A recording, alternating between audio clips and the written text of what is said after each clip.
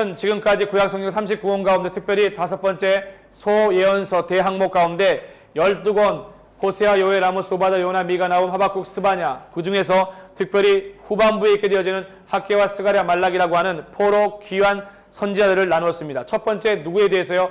학개에 대해서 이야기를 했는데요.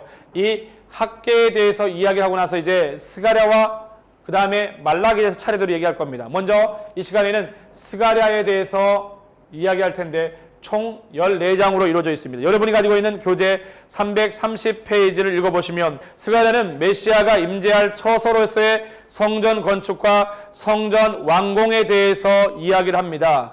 스가랴는 메시아가 임재할 처소로서의 성전 건축과 성전 완성을 통해 메시아 왕국 도래를 선포한다는 것이 굉장히 중요해요. 그래서 여러분, 이 스가랴를 여러분들이 공부할 때는요, 조금 집중해서 할 필요가 있습니다. 왠지 아래에 대해 설명할 텐데 보십시오.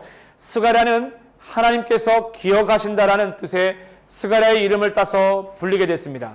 사실 스가랴는 여호와께서 기억하신다라는 뜻을 지닌 신앙 고백적 이름이에요. 참 좋은 일이지 않습니까? 스가랴라고 하는 이름이 뭐라고요? 여호와께서 기억하신다라는 것이죠. 신앙 고백적 이름입니다. 베레가의 아들이며 동시에 이또의 손자로서 스가랴는 레위 지파의 제사장 가문으로 바벨론에서 태어났습니다. 어디에서 태어났다고요?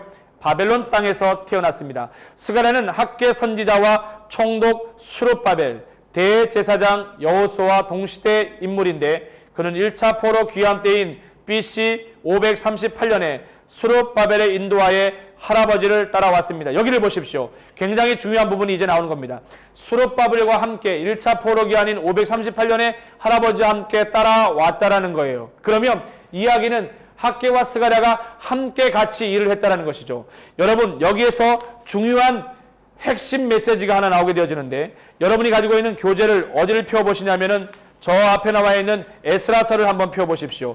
페이지는 152페이지가 됩니다. 152페이지를 보면 거기에 성전 재건과 신앙개혁해서 에스라를 얘기를 하는데 거기 보면 왼편에는 수룹바벨의 이미지가 나오고 오른편에는 에스라의 이미지가 나오는데 위에 지붕에 보면 두 사람이 나옵니다. 누가 나옵니까? 학개와 스가랴가 나오게 되죠. 이해되시면 아멘. 결국 이 이야기는 학개와 스가랴는요, 수룹바벨과 에스라 1차, 2차 포로 귀환 성전 재건과 신앙 개혁 때에 열심히 충성스럽게 사역을 한 사람으로 봐야 된다는 겁니다. 물론 타임라인을 표시할 때에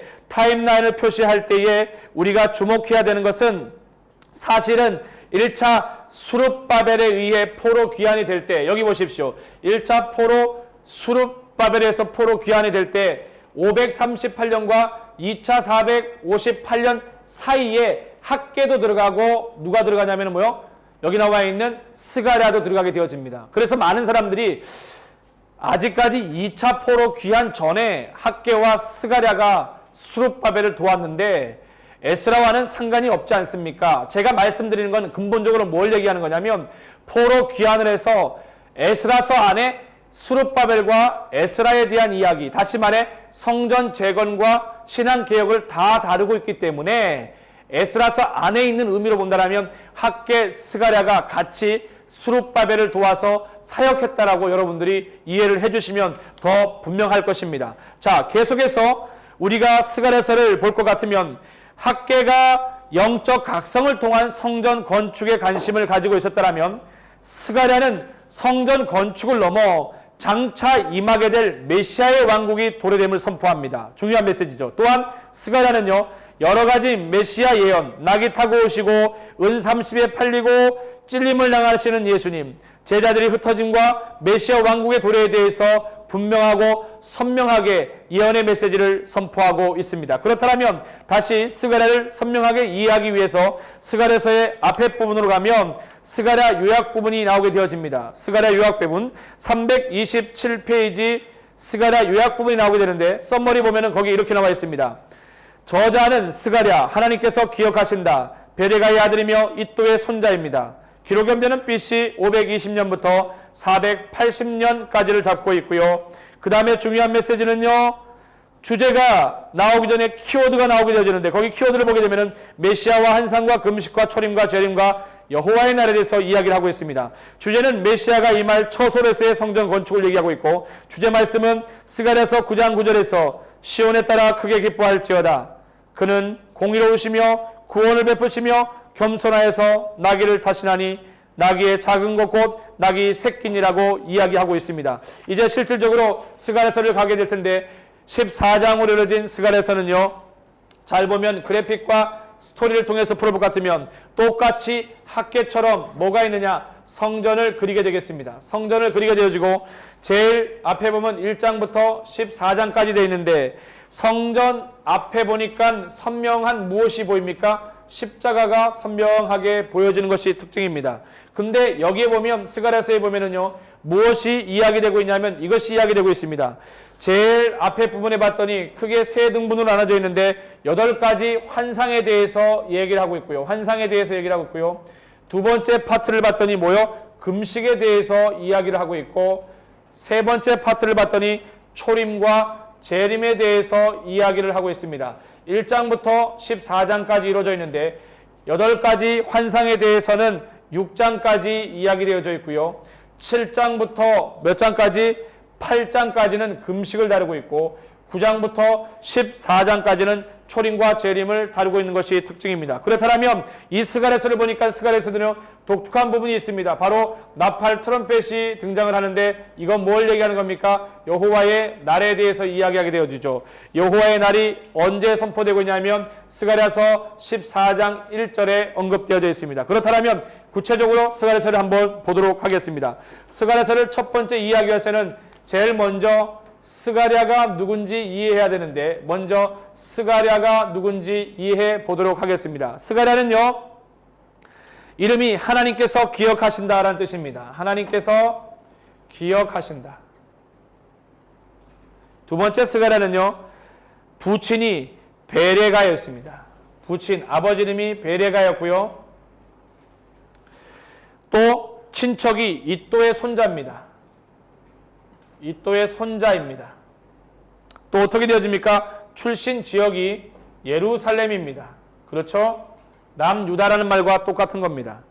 핵심 주제는요, 메시아가 임할 처소로서의 성전 건축입니다. 메시아가 임할 처소로서의 성전을 얘기하고 있고요. 또 중요한 의미는요, 사역 대상이 남유다가 되겠습니다. 왜냐하면 포로 귀환하고 예루살렘을 성전을 건축하는 것이기 때문에 그렇죠. 자, 활동 시기가 나오게 되어지는데 중요합니다. 바로 남유다 포로 후 다리오 왕 2년 8월이 되겠습니다. 남유다 포로 후에요. 언제요? 다리오 왕 2년 8월이 되겠습니다. 그렇게 되어지면 이 구체적인 스가랴에 대한 부분들을 이제 우리가 이렇게 이해했다라면 이 안에 나오게 되어지는 8가지 환상에 대해서 먼저 우리가 한번 봤으면 좋겠는데, 여기 보게 되어지면은 두 번째 8가지 환상이 어떤 것을 말하는지 보겠습니다. 거기 보면 홍마탄자 환상을 보게 되어집니다.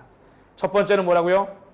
홍마탄자에 대해서 환상을 보게 되어지고요. 두 번째는 어떤 환상입니까?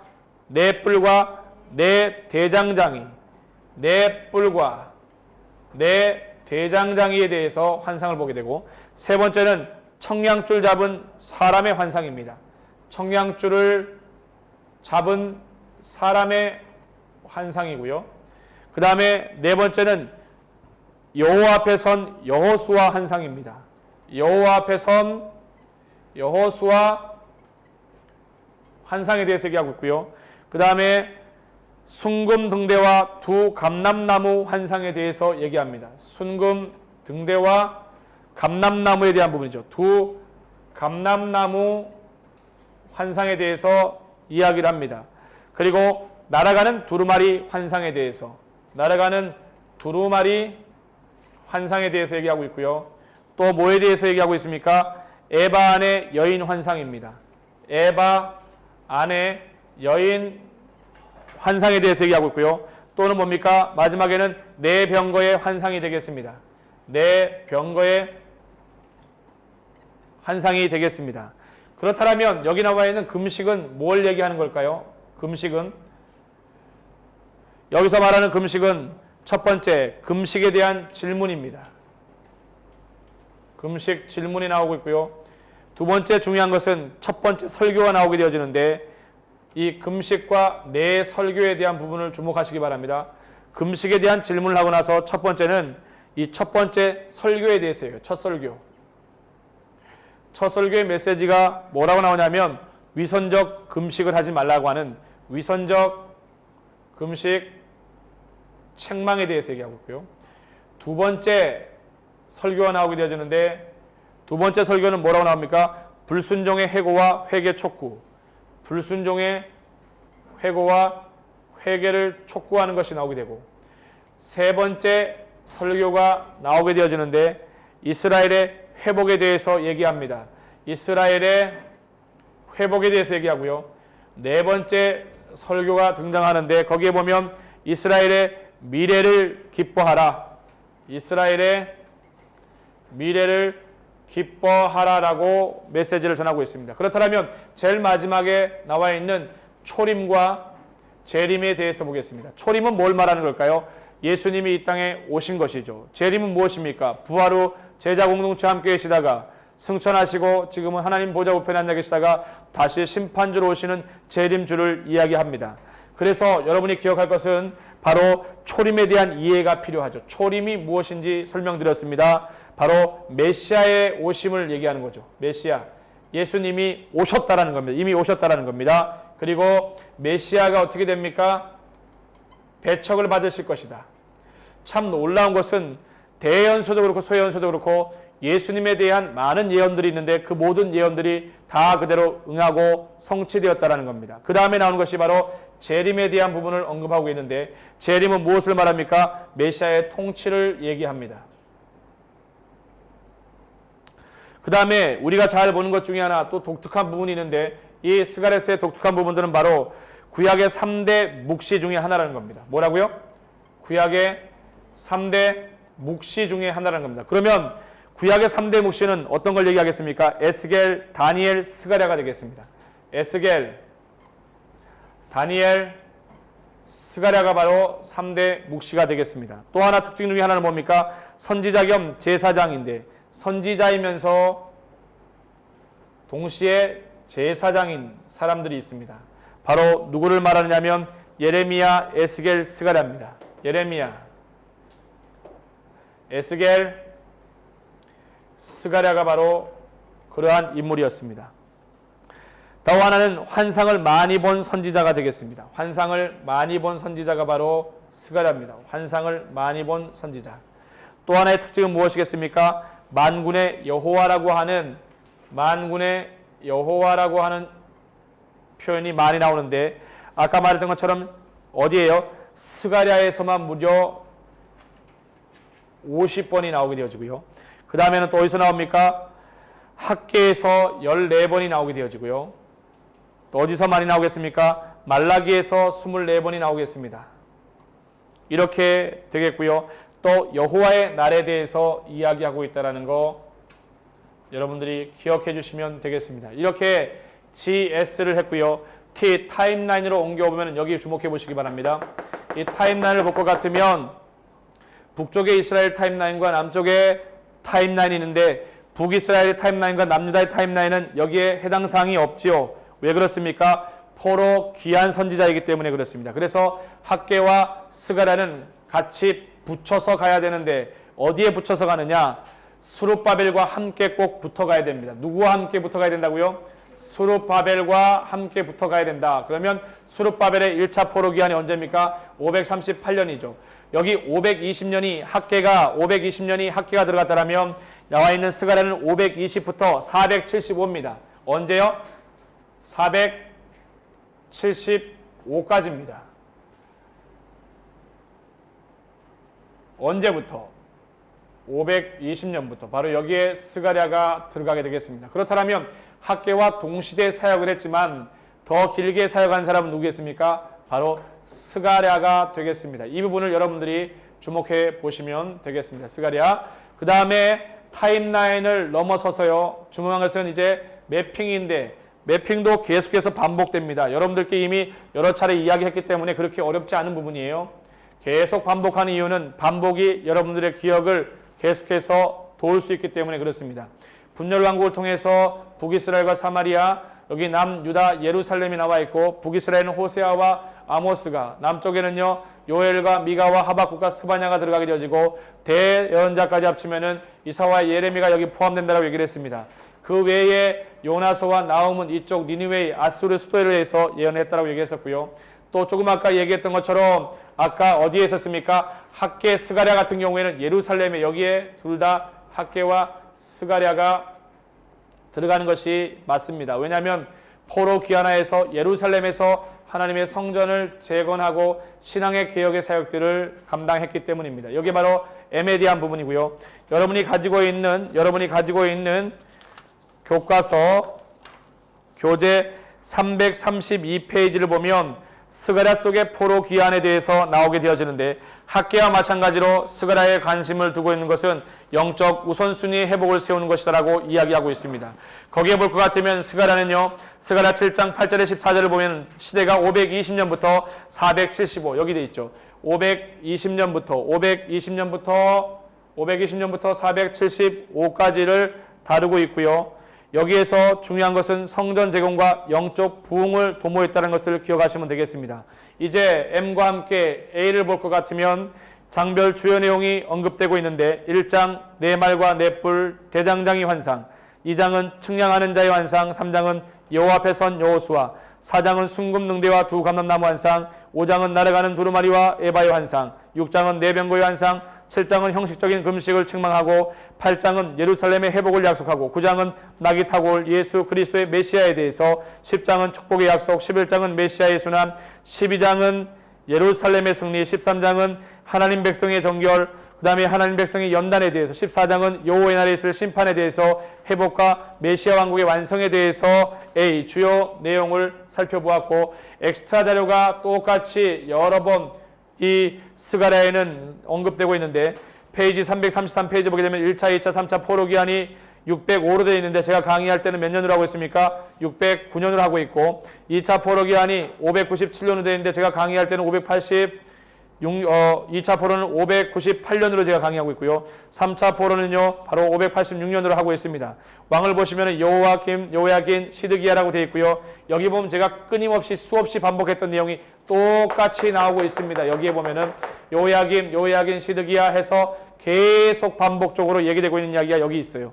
어디서부터 어디까지요? 포로기로 붙잡혀갔을 때 1, 2, 3차, 포로에서 돌아올 때 1, 2, 3차, 스룹바벨과 여기 나와 있는 에스라와 느헤미야, 똑같이 538, 458년, 444년을 얘기하고 있는 것이 바로 위에 대한 부분입니다. 바벨론 포로에서의 기한이 1차 되어져 있는데, 1차만 참고해 볼 것 같으면 고레스 왕의 칙령에 의해서 인도자는 스룹바벨이었고, 조서의 내용은 포로 기한 허가와 예루살렘 성전 건축 허가와 성전 기명 반환과 성전 건축 자재를 지원하겠다는 것이고, 기한자가 스룹바벨에서 몇 명이었습니까? 일반 회중이 42,360명, 노비가 7,337명, 노래하는 자가 200명, 도합 49,897명이 포로로 귀환하였고요. 관련 사건과 연관되었을 때는요, 성전 건축 시작이, 그러나 사마리아인의 방해로 520년까지, BC 520년까지 중단되었던 것을 여러분들이 기억하시면 되겠습니다. 스가랴 속의 환상에 대한 이해 이미 설명을 드렸는데, 스가랴는 이 여러 환상들을 다루고 있습니다. 스가랴의 환상은 당시의 역사적 상황을 반영하는데, 하지만 그 환상은 또한 영구히 의미를 지니고 있다. 하나님은 그분의 백성을 구원하시고 악한 자들에게서 심판을 내릴 것이다. 첫 번째 환상이 화석류 나무 사이의 사람과 말인데요. 이 의미는 뭘 얘기하느냐? 주님은 다시 예루살렘에 자비를 베푸실 것이라는 겁니다.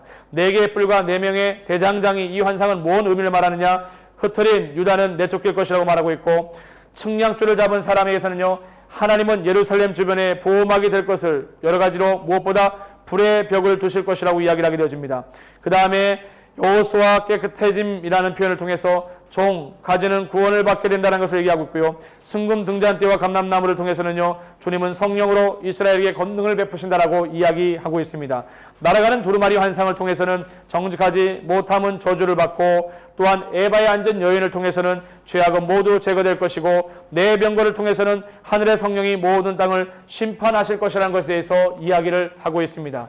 더 한 장을 넘겨보시면 334페이지에 뭐라고 나오냐면, 포로 귀환 연대에 대해서 구체적으로 히스토리적으로 역사적인 관점에서 기록을 하고 있는데 날짜와 연대와 관련 성구가 차례대로 성구와 연대와 또 월, 날짜로 표현되어 있습니다. 포르기안 사건만 읽고 넘어간다면 바벨론이 멸망을 당하게 되어지고 그러자 바로 고레스의 원년 스룹바벨의 인도로 1차 기한이 있게 되어지고 제단 수축 작업이 있고 성전 공사가 시작되어집니다. 누구에 의해서? 스룹바벨과 예수아를 통해서 진행되어집니다. 성전 공사가 중단되어지는데 다리오 2년까지 왜? 사마리아 사람들이 방해를 했기 때문입니다. 다리오 통치 때 성전 사역을 새로 시작하고 성전이 다리오 6년에 완성되어집니다. 그리고 에스라의 2차 기한이 있게 되어지고 백성들이 예루살렘에 모이고 위원들이 조사를 시작하고 느헤미야의 3차 기한이 아닥사스다와 2년에 20년에 진행되어지는데 느헤미야가 예루살렘에 도착을 하고 그리고 성벽이 52일 만에 완성이 되어집니다.